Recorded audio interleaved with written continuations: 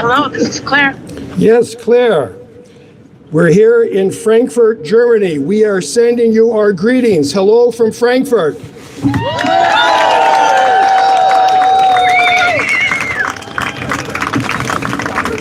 Claire, I know you are a soft-spoken person, but I'm going to have to ask you to speak as loudly as you can so that we can get your voice onto the microphone here.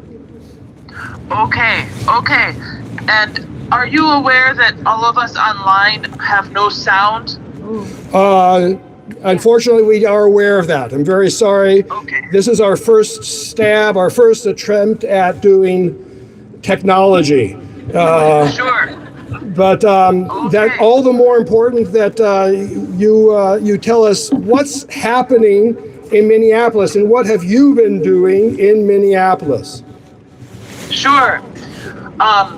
Well, so I am a pastor with the United Church of Christ, and I serve a church in on the border between Minnesota and Wisconsin, which means that I am about a 30-minute drive from the heart of the Twin Cities, from Minneapolis.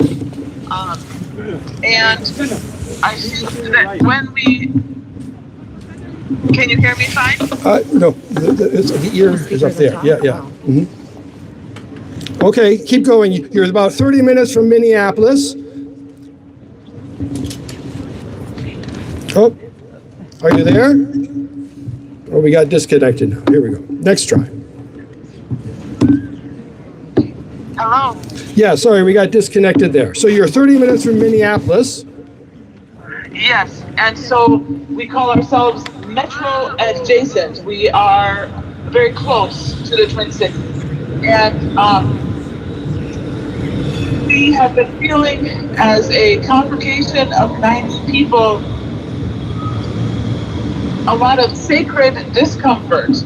And we have been feeling the pain of our close-by neighbors.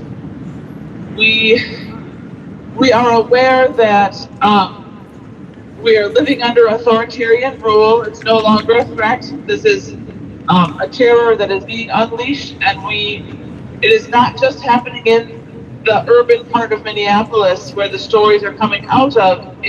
Our own neighbors in our semi-rural area are also being abducted, are also afraid to leave their homes. Children are missing school. It's everything has changed. And so we are choosing to stay uncomfortable and not look away from the pain of our neighbors.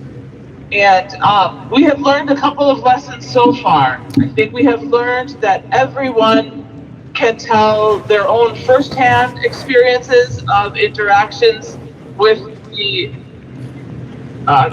agents that have been sent from the federal government, and we can tell our secondhand stories of terror that some of our neighbors, especially our black and brown neighbors, have been experiencing.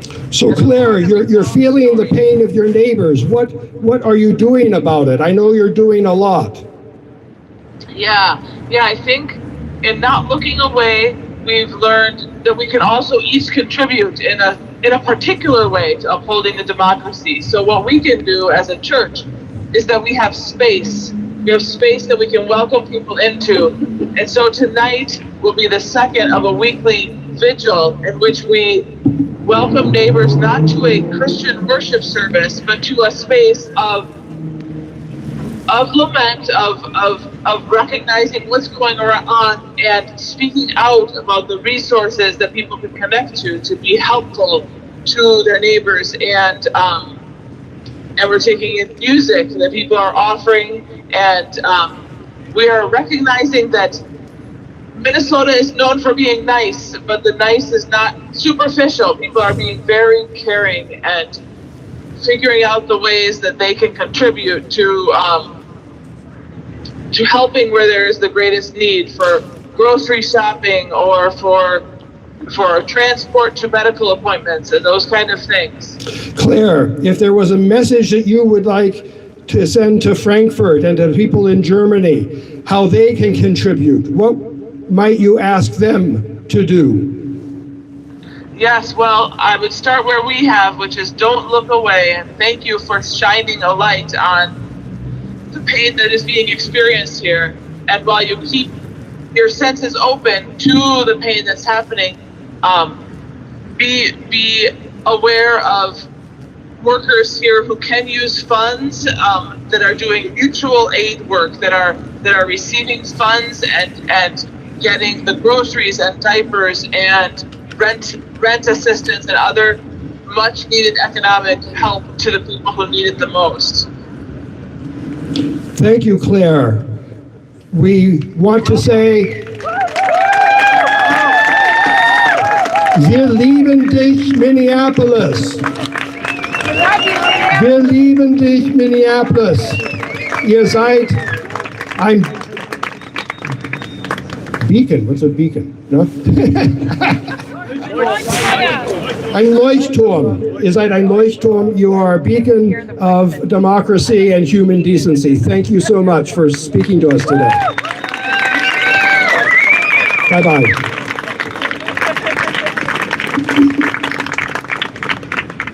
We're going to try, because we're here in Germany, we're going to just do this once here with another person in Minneapolis who's also been involved in organization, and she can speak to us in German.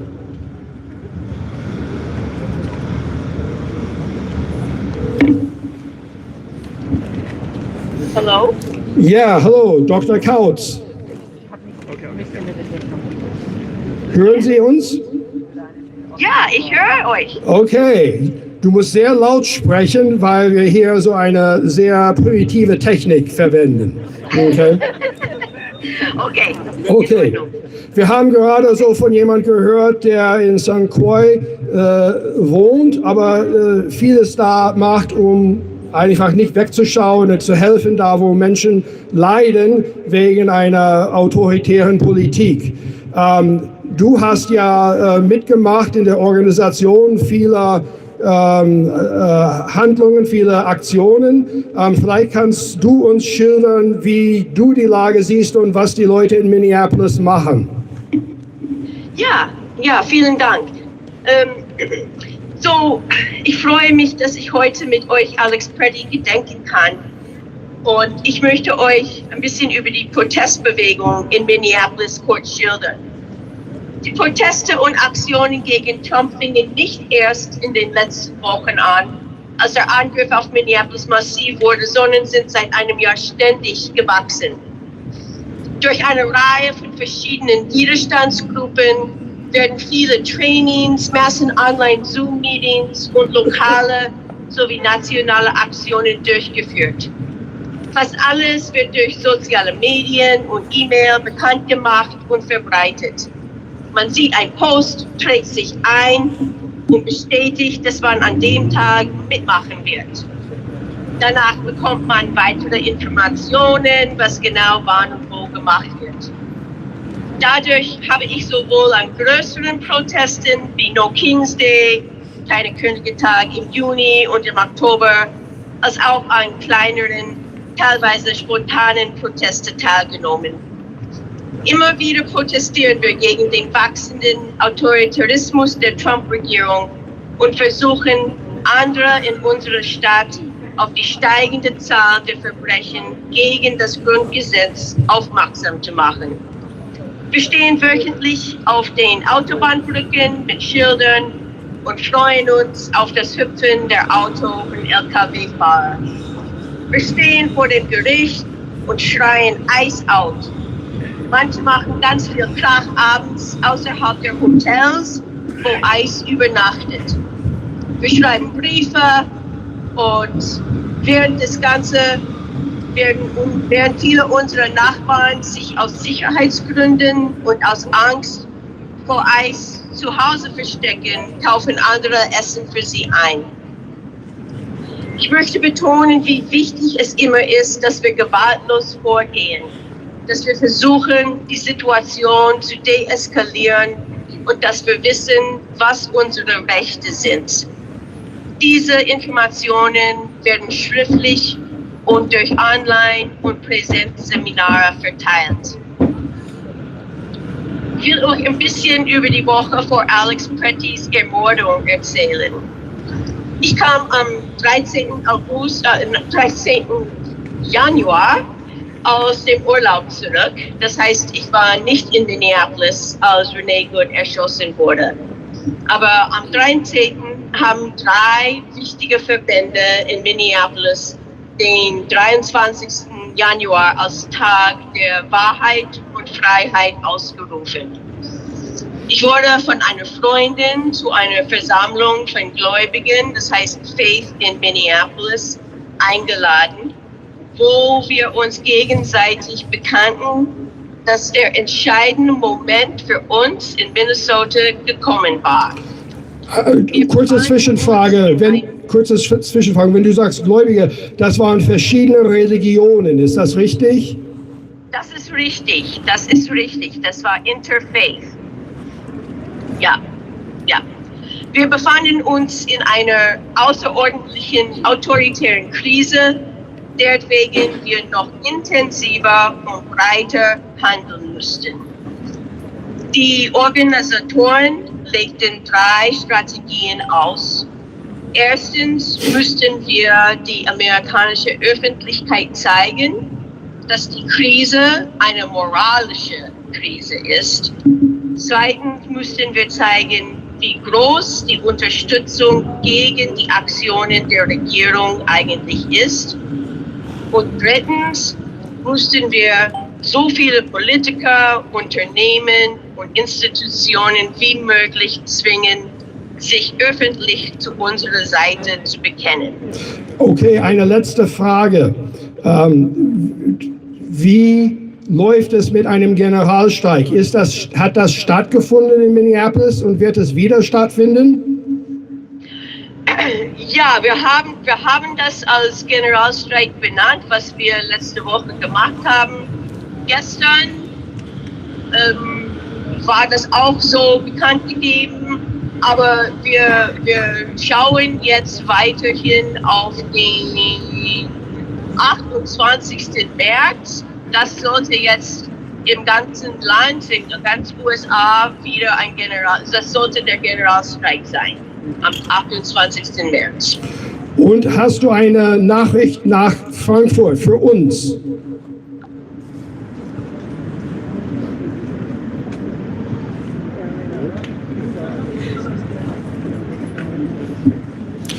Oh. Ich habe was Falsches getastet. Okay.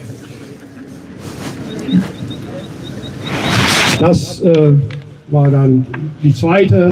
Wir machen jetzt weiter. Hier. Kann man das mit Bluetooth verbinden? Hm? Könnte man das mit Bluetooth verbinden, dann würde es hier drüber sitzen.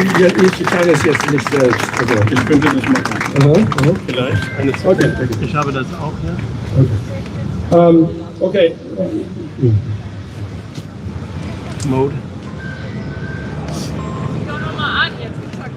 Okay.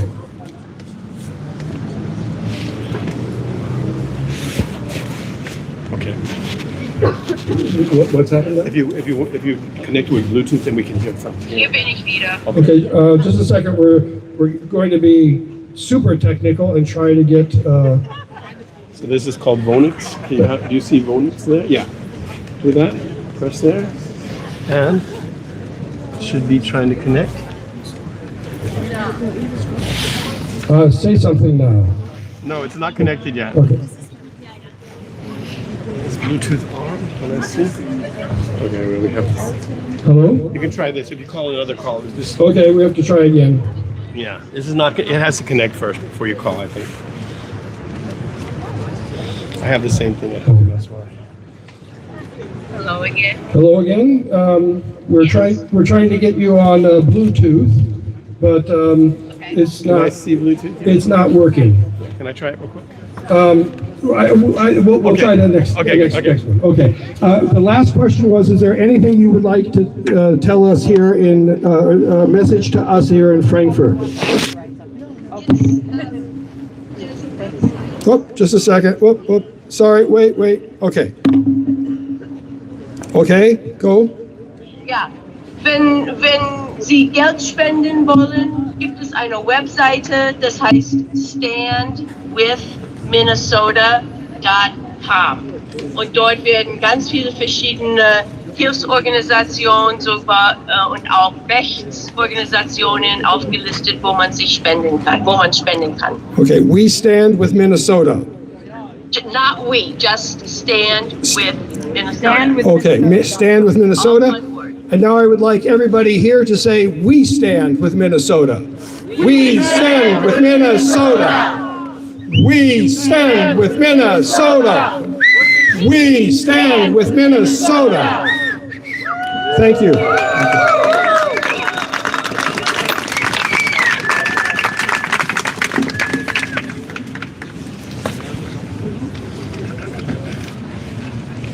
The facts of Alex Pretty's death are well known. They've been documented in numerous videos.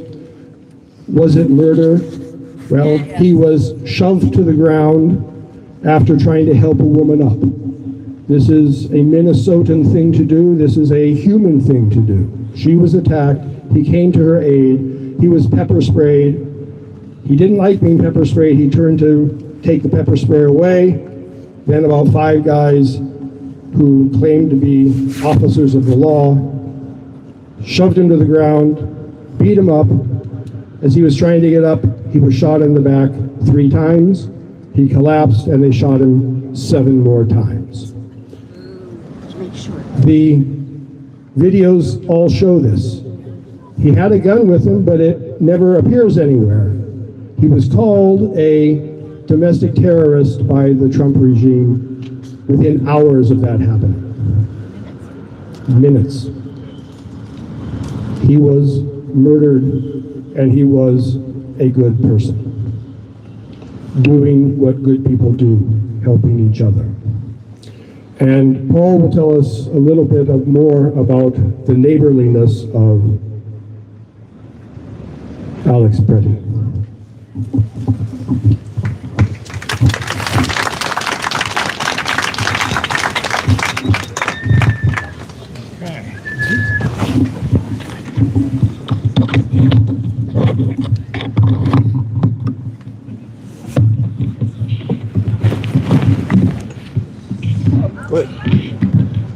Okay, I got some comments from friends. Can you all hear me? Yes. Okay, good. From friends and associates, colleagues at work and stuff. I gathered them together for get an idea of who Alex was. So childhood friends of Alex described him as a helpful, kind guy who was confident, diligent, and respectful. He exuded a natural coolness. He was always happy and energetic. He was a very kind person. When Alex was, when he finished college, he became a research assistant at the Minneapolis Veterans Affairs Healthcare System, starting in 2014. His supervisor there remembers how earnest he was. She described him as a wonderful colleague and a really hard worker. She said at one point he decided he wanted to become a nurse, and they supported him. She wrote his recommendation for nursing school. He continued working as a research assistant and studied to be a nurse part-time. He became a registered nurse in 2021. He worked at the United States Department of Veterans Affairs Hospital in Minneapolis, and he was a member of the American Federation of Government Employees. So it's clear he was a federal employee as well as the ICE agents. A priest who worked at the hospital said Alex was known for his kindness and gentleness to patients. His other co-workers described him as a happy guy, someone who could crack a joke, someone who could always break into a smile. He gave a speech for a patient who died in his department. The speech was entitled, "Freedom is Not Free." So, in case you're wondering, it seems like Alex is a pretty perfect person. He he could in fact lose his temper once in a while. Maybe that makes him more human. On January 13th, about 11 days before the 24th, he confronted federal agents at a demonstration. He cursed and spat at them and broke a taillight of the agent's SUV before being tackled to the ground. He was released shortly after. There are conflicting accounts about whether the agents broke his rib in the process. Department of Homeland Security, however, has no record of this encounter. On the day he was killed, Alex was out again recording ICE activity with his phone and helping people in the Whittier neighborhood in Minneapolis. He saw an agent push a woman down into a snowbank and then try to pepper spray her directly into her face. He got down between them and shielded her from the pepper spray. He helped her get up, and his last words were for her. "Are you okay?" Thank you.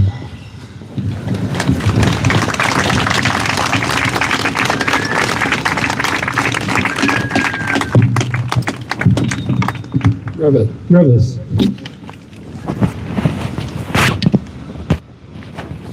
It warms my heart to see you out here with us today.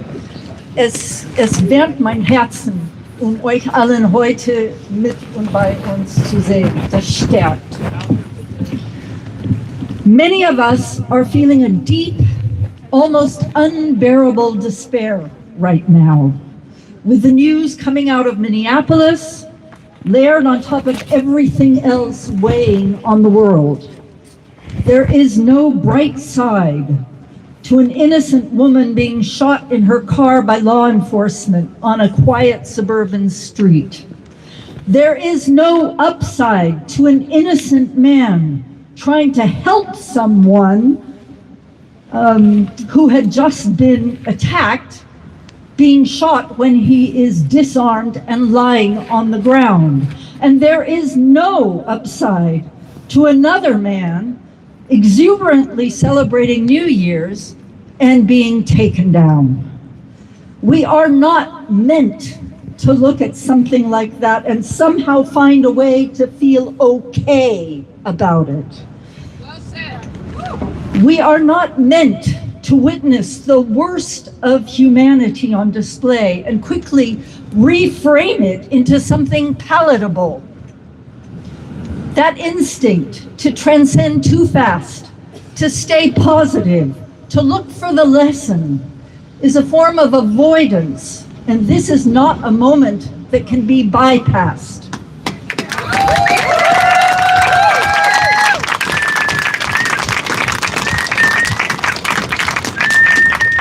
What is happening now is horrific, full stop. If your heart feels like it's breaking, that's not a failure or weakness. It's a signal. If your nervous system recoils, if your chest tightens, if grief or rage comes in waves, that is your humanity intact. That breaking feeling in your chest is your heart center activating. It's your heart communicating with you. Don't numb it. Don't outrun it. Don't intellectualize it away. Go toward it. Anchor yourself in that breaking open feeling. Your heart won't shatter. Your soul is not fragile. The deepest part of you is indestructible. Nothing essential is breaking. What's happening is that your heart is asking to be felt fully, honestly, and without any filters. This is the heart frequency coming online. Let it. We are not going to get through what comes next by living only in our minds, in our heads, as we have for so long. Analysis alone won't carry us. Arguments won't either. What's required now is heart-led clarity. This is quite literally a new world coming online as the old one rages violently on its way out.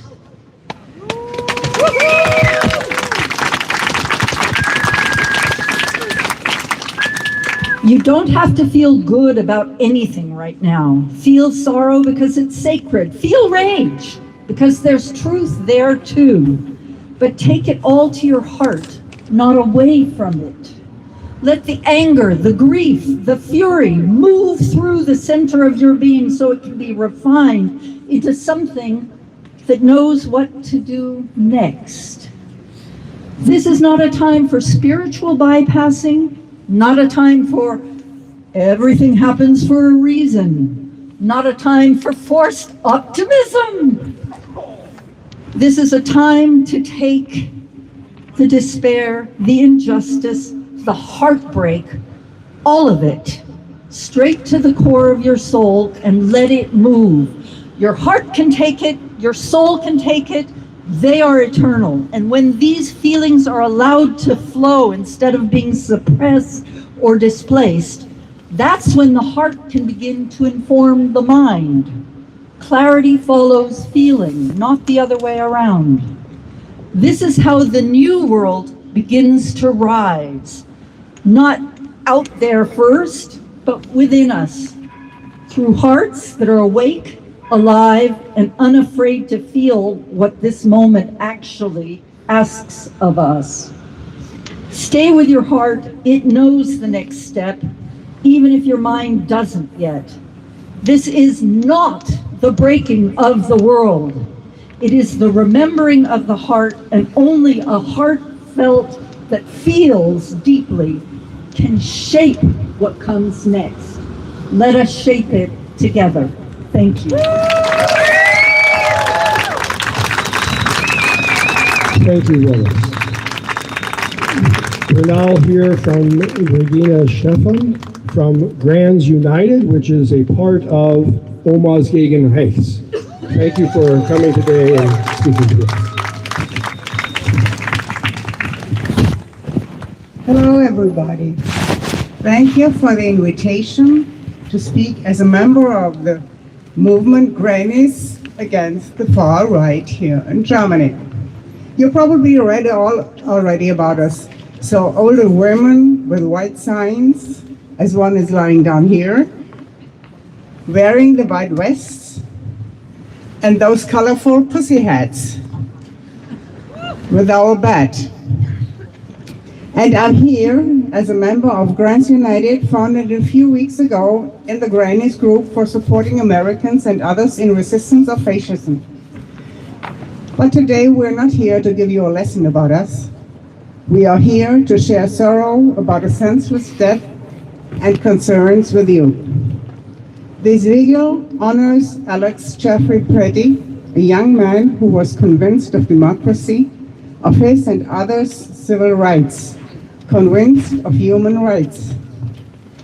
Since the inauguration of the 47th President of the United States, your country underlies a significant change.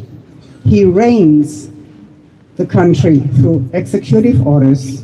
Congress is nowhere involved, so it should. On purpose, I choose the word reign because he doesn't govern. And because of this, the first huge demonstrations all over the United States under the motto, "No kings," were carried out.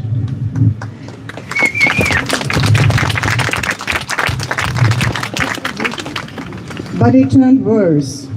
Hundreds of thousands of workers from Hispanic countries left the United States head over here, while ICE started the inhuman acts of capturing innocent people who were running the economy. You know best what was and still is going on.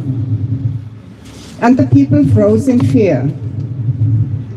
An atmosphere of fear, hate, oppression, and supremacy has been created. How? By language.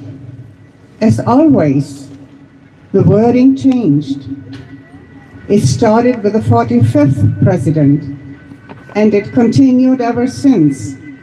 No respectful speech, mocking about women and handicapped persons, and lying about the immigrants, about economy, about his own connections with Epstein.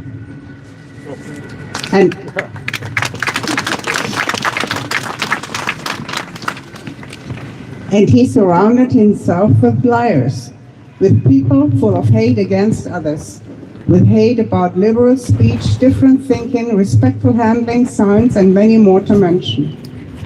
They all work together to destroy democracy.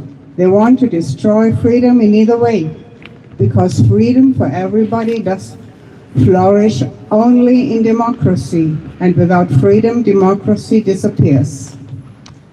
Today we are standing here because we will show that we are not willing to let supremacy and oppression win.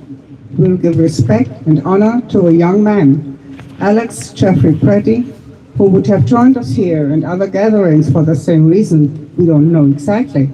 But the way he reacted on the ICE action last Saturday, captured on numerous videos, ensures us he would have done. Let us stand together in memory of brave, empathic, and honorable Alex Pretty. Let us support each other in the fight against upcoming fascism, which is on the way in Germany too. Please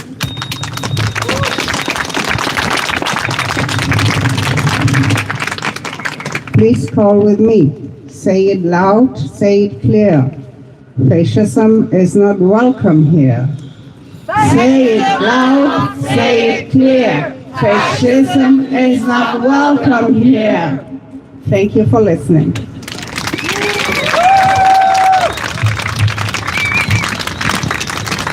Thank you very much, Brigitte. There is so much that we share and so much that we need to do together. And it's great to have you here and for the start. We're now going to hear a poem that was written by Amanda Gorman. She is the Youth Poet Laureate of the United States, and she wrote a poem upon the death of Alex Pretty. Debbie, who is part of our Resistance Roundtable, will read it, and then we will observe a minute of silence for Alex Pretty.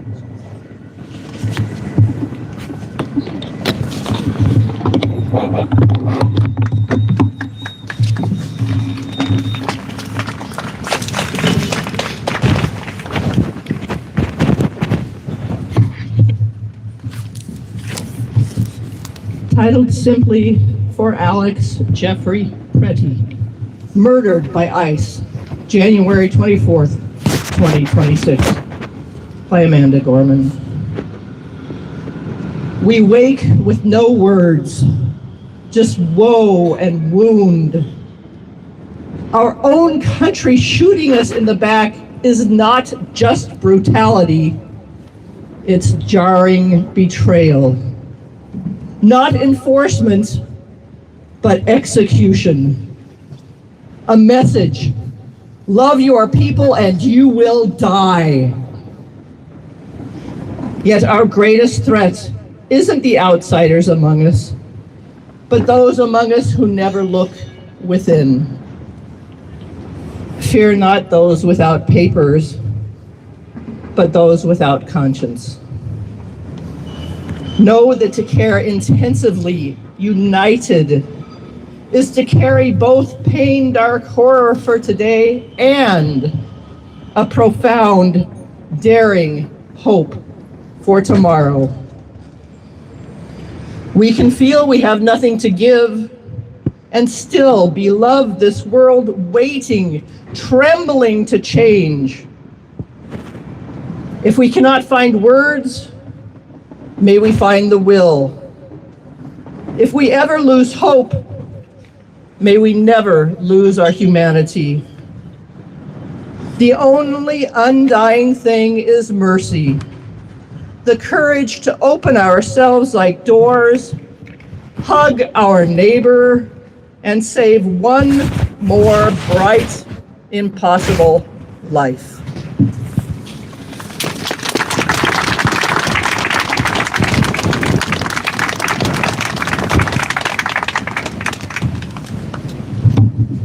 A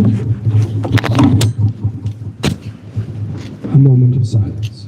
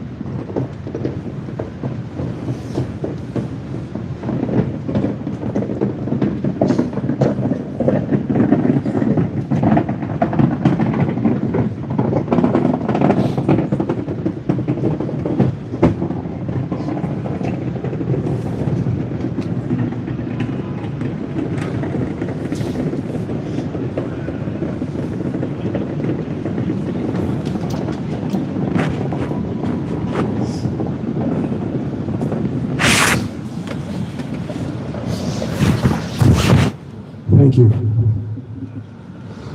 While we recognize and mourn the loss of a person, of Alex Pretty, and a person like Alex Pretty and all the others who have been killed or murdered by ICE, we also can recognize the amazing grace that he lived, and he did what he did.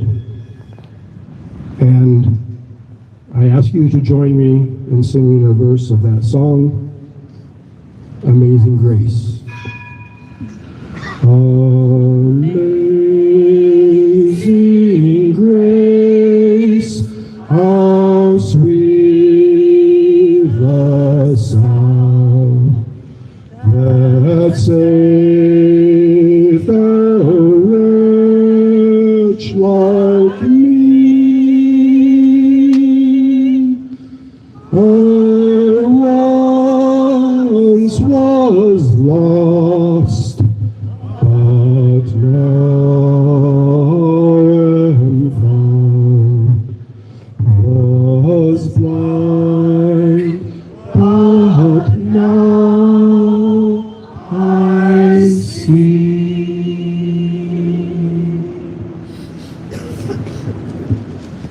We would like to offer an open mic now for about 5 minutes. We're way behind in our schedule. We see that an hour and a half is not enough to work through and go beyond what has happened to Alex Pretty. But that's okay. We've got all the time it's going to take. But now an open mic. I will take it if you're handing it. Mm-hmm. Thank you. We got a lot of people to cover. So. No worries. Oh, keep it 5 minutes. No, we don't have 5 minutes. We have 5 minutes Okay. for everybody. Oh, copy that. Hi, folks. English only for this. I'm just going to read Alex's final salute to a patient and give a few words of my own. Today, we remember that freedom is not free. We have to work at it, nurture it, protect it, and even sacrifice for it. May we never forget and always remember our brothers and sisters who have served so that we may enjoy the gift of freedom. So in this moment, we remember and give thanks to their dedication and selfless service to our nation and the cause of our freedom. In this solemn hour, we read them our honor and our gratitude. What happened in Minneapolis is not unique. What happened in Minneapolis is happening all over the world. This is not a time to stand by. This is a time to find community, find mutual care, find people that you love who are near you, protect them, learn their names, recognize that whatever their immigration status or anything else about them, that they are people just like you, just like me. Here in Germany, I am voiceless, but nobody is voiceless anywhere. As long as we have community and as long as we have each other, we are never alone. Please do something to care for yourself today. Please do something to care for someone else. I love you all. Please stay safe. Thank you. Please. Okay. Okay, I will try with my bad English. Please help me if I say something wrong or I don't know. We learned from Mrs. O'Sullivan, just very thanks from me to her. Democracies don't die at once; they die slowly. And okay, now we are standing here to protest against ICE, but I want to remember maybe 10 years ago, we also stood here, very much people, because the death of George Floyd. I'm missing here on the table. And what the media in Germany don't show in the newspaper, in the television or so on, the protest in Minneapolis is very big. I could see it yesterday on the social media, and I would be great if you could play the song from Bruce Springsteen, Streets of Minneapolis. That's the best song I heard.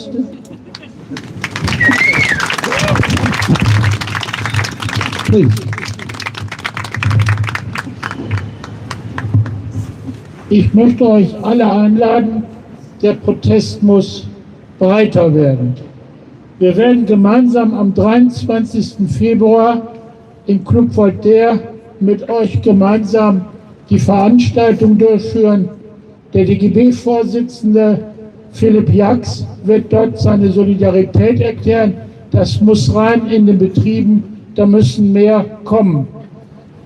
Ich habe eine kleine Gemeinsamkeit mit Tim. Meine Tochter war ein Jahr lang Austauschschülerin in Nebraska. Wir bekamen eine ganz andere Tochter zurück, die wusste dann, warum sie politisch aktiv geworden ist. Das bedanke ich den Verhältnissen in Nebraska. Ich war als Gewerkschaftssekretär zweimal in New York. Ich weiß, New York ist nicht die USA. Aber ich habe in New York Menschen kennengelernt, die unter schwierigsten Bedingungen kämpfen.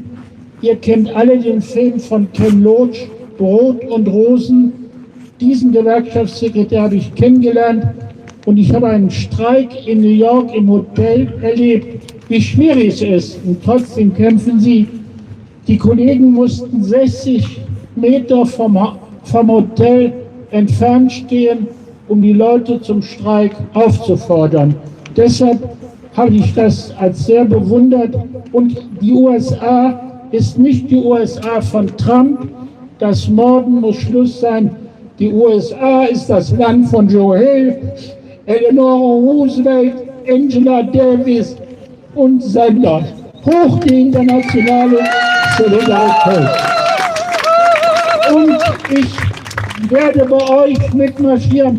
Geht am 1. Mai bei unserer Demonstration mit einem Transparent mit und wir werden deutlich machen, dass ihr dabei seid. Danke. Thank you. Well, now, okay. You're together. Oh, okay. Yeah, we've got. Okay. Right here? Is that good? Yeah. Okay. Hi, I'm Tom, and this is Melanie. We're coming from Kaiserslautern today. Melanie's daughter too. So we are mourning today the deaths, murders of Alex and Renee, and Keith, and all the others that this administration has killed. One thing we do not want them to kill is U.S. democracy. But they're trying to. One thing we can do, this is for all the Americans here, is that we can go to, we can use our voice and to vote, but they're trying to make it difficult for us to vote from abroad. So please go and check what the requirements are. For many states, they've changed the laws that you have to re-register every calendar year. So go to votefromabroad.org and look, it's very easy, it takes just a few minutes, and see what the requirements are now for your state where you're registered to vote, because that we can help so they will not kill U.S. democracy. The only thing I would like to add is for those of us who are in Kaiserslautern. We're a small group, but we're community. And I would say that if anybody in this crowd is looking for community in the Kaiserslautern area, please feel free to meet with me. I will hang back a little bit and get your information, and we can see about building bigger community within a small sector of Kaiserslautern, if that's possible. Thank you all also for all the organizers for this event. Thank you. Thank you. We have so many people that have things they want to say, but we have to keep moving. So we have one more, and then Caitlin will give her presentation. Jeffrey, would you like to say a few words? Thank you. I don't need to have the last word. My name is Jeffrey Myers, and I'm proud and very humbled to share. Right into the. My name is Jeffrey Myers, and I'm very proud but also very humbled to share a name with Alex Jeffrey Pretu. Even more so, I'm humbled and so proud and inspired by his example of civil courage and justice and standing up for mercy and human rights, even at the cost of his own life. If I was a musician, I would have brought the new song by Bruce Springsteen today. Some of you have heard it. If you haven't, please give it a listen. It's beautiful.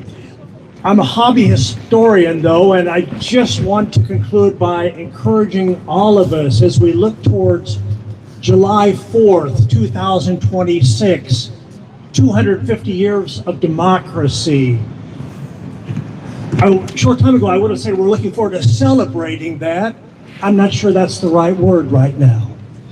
But let us redouble our efforts to dig in our heels, to work hard, though, so that when July 4th, 2026 comes around, we can truly say, one nation with liberty and justice for all. We'll now hear from Caitlin about lies of the Trump regime, which are in some ways as horrific, if not more horrific, than the murder of Alex Pretti and others.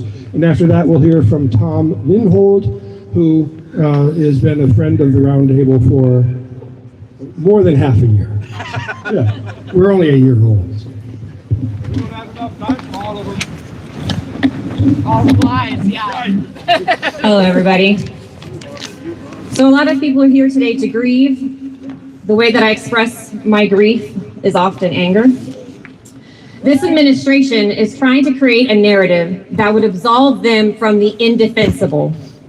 They are trying to convince us that resistance, that non-compliance is punishable by death. Where masked agents of the state act as judge, jury, and executioner. This is not normal. This administration lies. They claim to be conducting legitimate law enforcement activities, and people like Alex, who kick out taillights and yell at officers, are interfering somehow with those lawful duties. They would have us believe that protesters and legal observers are just randomly violent towards the poor officers. But what they are not spotlighting have been the targeted campaigns of terror that ICE, CBP, and DHS have been inflicting upon American communities for months now. They said their deportation efforts would focus on the worst of the worst, but this administration lies. Families have been violently kidnapped from their immigration hearings, from work sites, from hospitals, and from school pickup lines. Emboldened by claims of absolute immunity from J.D. Vance, officers resort to violent, warlike tactics to acquire their targets. And our communities have had to witness these kidnappings, including of those who had legal right to be in the United States. After witnessing this, people started standing up for their neighbors, started organizing, and DHS officials are now turning their violent tactics onto legal observers and protesters, routinely throwing and tackling people to the ground, breaking car windows and snatching people out of their vehicles. They are pepper spraying directly into people's faces from point blank range and firing gaseous irritants and other non-lethal rounds at people. They have permanently blinded protesters. They have both gassed and kidnapped children. Add on top of this well-documented campaign of state-sponsored terror, the administration continues to lie about their role in the violence. They claimed Renee Good was a domestic terrorist who wanted to weaponize her vehicle. We have video evidence from multiple angles disproving this lie. They claimed Alex Preddy was a domestic terrorist who intended to inflict maximum damage on individuals and to kill law enforcement. But we also have video proof that Alex never once reached for his weapon in any of the interactions that he had with authorities. In fact, on the day that they killed him, they disarmed him before unloading their clips into him. They claim to be in Minnesota for immigration enforcement, and yet the Migration Policy Institute shows that blue state Minnesota has only around 100,000 undocumented persons. This is a tiny amount compared to the red states like Texas, who has almost 2 million, or red states like Florida that has over 1.2 million. This administration lies. If it were really about immigration enforcement, there are other, less theatrical and traumatizing ways to go about it. But instead, they continue to escalate their tactics, including brutalizing and arresting journalists. Woo! Woo! And it is under these conditions that Americans have continued to peaceably show up in the streets and in the group chats and at the food pantries to support each other. This administration lies, but we will not give up on the truth or each other. Thank you.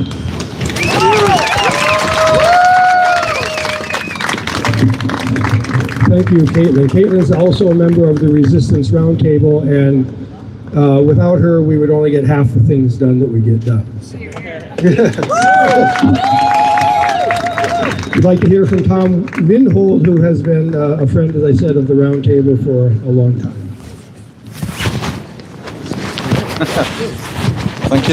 Thank you, Tim. But since 1 hour ago I was not aware to address you today, it's a little bit improvised, and so but almost 70% of a politician's life is improvisation, so I will keep it short. There's and I'd like to use the possibility today to address especially my fellow Germans who are here and who become from point to point even more to participate in showing their respect. There's these days when there's so much fuss, hatred, aggression, murder, today's people make their judgment very quick. And especially in Germany, if they see the rise of fascism in the United States and the decline of democracy and the downfall of our long-term friend and ally, Germans tend to see the United States are no longer our friends. Exactly, this is what fascists do want. They want to separate us. They want to split us. They want to divide us, and they want to destroy solidarity. Therefore, gatherings like this are not only for to honor these brave people who gave their lives, but they are also for us in Germany especially important to show there is another America you guys represent. There is a America representing all these good values of kindness, humanity, solidarity. And therefore I'm very, very thankful for guys like you, Tim, Paul, Revis, Caitlin, and all you others who obliviously continue to organize meetings like this. Democracy is universal or it is not. Solidarity is indivisible, and therefore we stand together for solidarity, for democracy, whether we are Germans, Americans, or come from all over the world. Together we will win. Together we stand with Minnesota, with you, with us. Thanks a lot.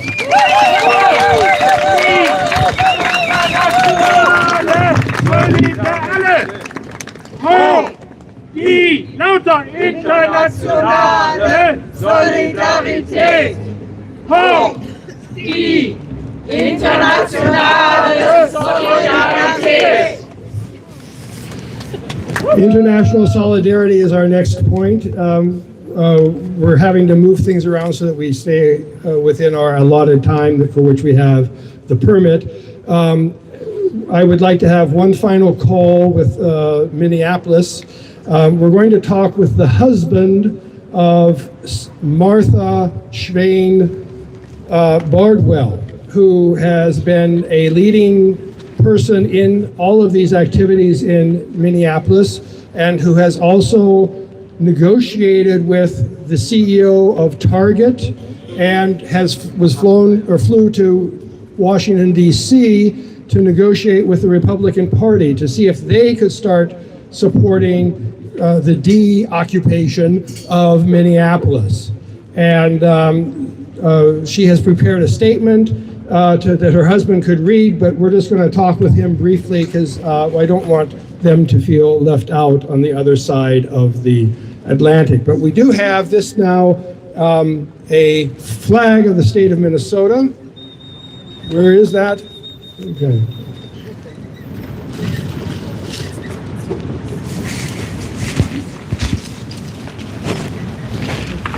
Okay, yeah. So, this is,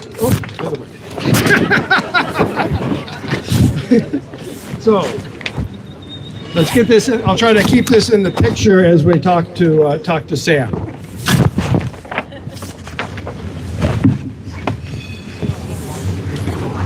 One's enough.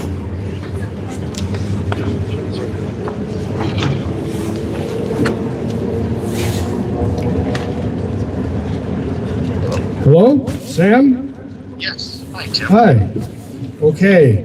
We have a very primitive technology here, so speak up very loud. Okay, I can do that. Okay. Okay, I told the crowd here, and I'd like the crowd to say, Es lebe Minneapolis. Es lebe Minneapolis! Long live Minneapolis! Long live Minneapolis! So you have an idea that we're really here. And right now, next to me, our longtime colleague Revis is holding up the Minnesota state flag. So on the live stream. Now, I told them a little bit about your wife, Martha, and all the things that she's been doing. I'd like to jump right to the question, how's it going with Republicans? Because, some people like to think it's just Trump that's the problem, but the problem, goes much deeper. And so what's her experience with the Republicans when she went to negotiate with them? It is, first of all, vielen Dank. Yes, that's the biggest Okay, challenge wait, they we can't have. hear. Sagt vielen Dank! Okay, let's try it again. So what do they say about the Republicans? Just that the best hope we have is sharing our stories. Apparently, they're not hearing what's actually happening in Minneapolis despite the coverage. So we're reaching out to everyone we know in every community outside of Minneapolis where senators' voices matter, and it's possible for them to ignore what's happening. Our job is amplifying the story, sharing it. Would it help if Americans over here, called their senators and representatives, even if they're Republicans? Yes, especially. Especially. Yes. Yeah. Okay. And they will pick up too. So you can see some of them are doing, but some of us need extra motivation to talk to Republicans, and so that's I'm going to do that. Well, what else? How has this impacted your lives? Doing all the work that she's doing with mutual aid and things like that. It's every day we're in a state of readiness for the next action, and some of those actions are showing up at protests, and every day we wait for the notification that something's happening in our neighborhood, and that activates us to get out of the house, show up with our phones and our whistles, and meet more neighbors, and protect more neighbors, and love more neighbors. In her statement, which we aren't going to take the time to read, Sarah wrote about different acts that are just like blatant cruelty. Could you? I mean, not that we want to be happy about that, but could you tell us a few things that she talks about in there? Sure. In November, Trump called the Somali community garbage. We have the largest community of Somali immigrants and refugees and naturalized citizens outside of Somalia in our city. We love them. They're integral to our identity and success as a city from a business perspective and from a cultural perspective. We know that all of us are image bearers of God, and we denounce that speech. We have a member in our church who's from Africa, a naturalized citizen for decades, works for the Postal Service, and was stopped by ICE, and they knew his name. So they knew that he was a naturalized citizen. He has brown skin. The only point was to terrorize him. Furthermore, I have a friend in the trades, someone who works, in construction, and he was forcibly removed from his vehicle at a Home Depot, just showing up to pick up supplies for a job under the assumption that he was harboring some sort of some workers in his car. And this man is as white as you can imagine. He doesn't look like the typical target of ICE. They just have free reign, and it's appalling, and it enrages us, but it also activates us. What message would you like to send to the good people who are gathered here in Frankfurt, Germany? Vielen Dank, and keep it up, and thank you, and keep telling the story.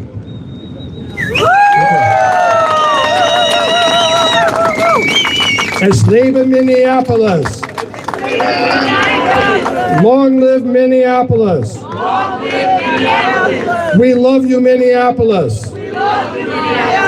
Wir lieben dich, Minneapolis! Thank you, Sam. We'll be in touch. Yeah.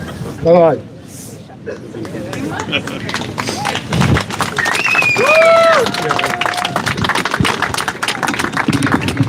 So before I spoke to you about the heart, now I'm speaking to you about what can you do? And I think it's really, really important to understand that there are things that everybody here can do. Es gibt Aktivitäten und positive Aktionen, die jede Person, die hier ist, unternehmen kann. Und zwar, I'm speaking on behalf of Democrats abroad, and the whole point is Democrats abroad exists to support votes, Americans abroad to be able to vote. And how do we do it? We do it with campaigns to get out the vote.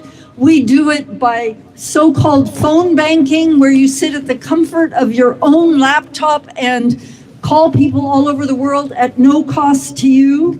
And we have succeeded as Democrats abroad and getting international votes of Americans in winning elections. We were the margin of victory in a number of key elections in the last year. So it means something. So, what can people do? If you are American and over 18, make sure that you are registered to vote in your state.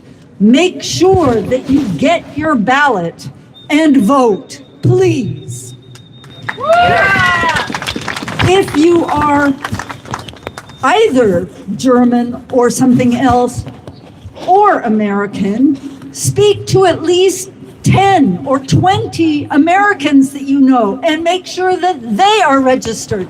Make sure that they have their ballots. Make sure that they have voted. And it doesn't matter which state. It is important for people to vote, to maintain our right to vote.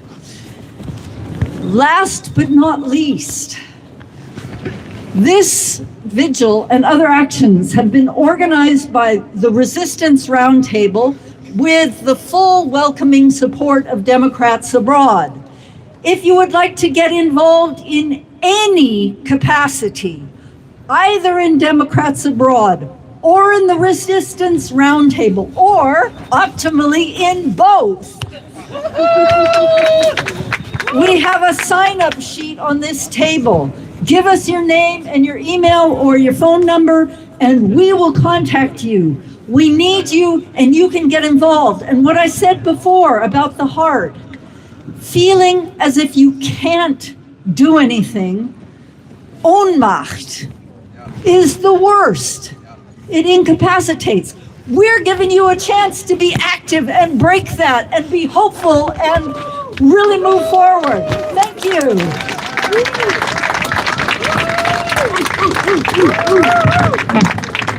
I'm going to have to ramp it up a bit here. Okay.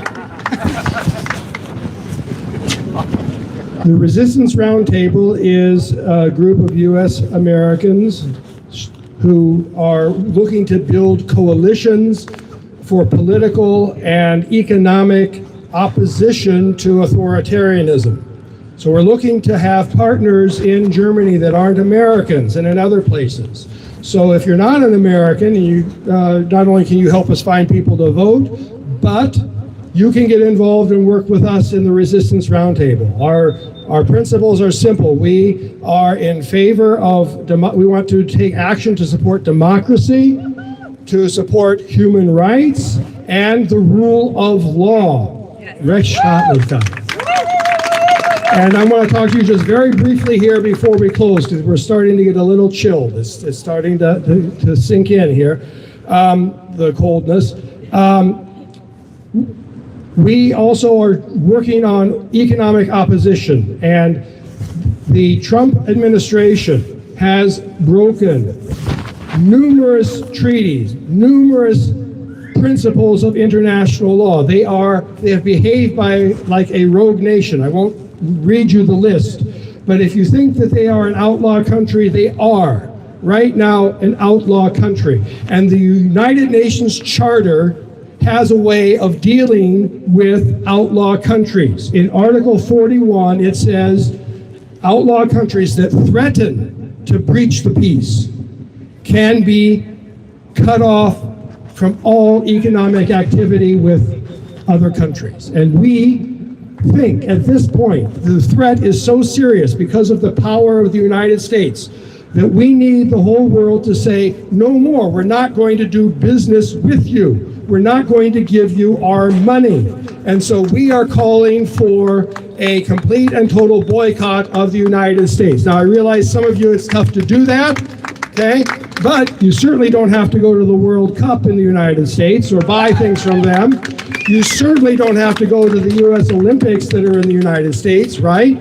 You don't have to buy things from Amazon. You don't have to have the governments of Germany taking security software from Palantir, which is owned by people that want authoritarianism everywhere.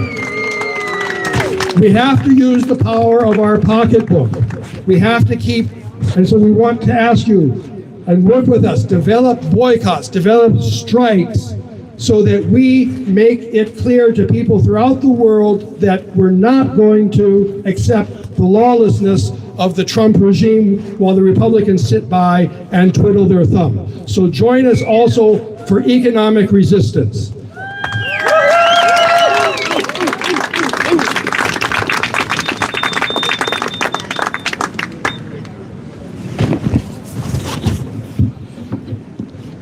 Let's close. I'm the son of a pastor, so we always have to sing and things like that. Okay, so what are we going to do? We're going to overcome, right? So let's overcome. We shall overcome. We shall overcome. We shall overcome someday.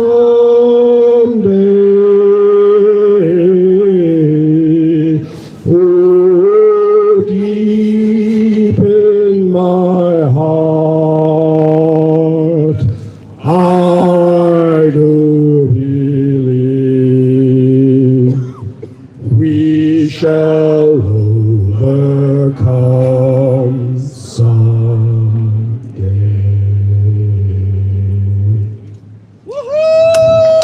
Thank you for coming. Remember people like Alex Pretty, Renee Good. Let's follow their path. Take care. Also, please, if you guys want to get more involved, please come talk to us. And if you would like to get more involved, but you're running away from the cold, that's also totally fine. Our email is info@resistanceroundtable.de. So if you guys need anything, more information, please email us there. And thank you for being here.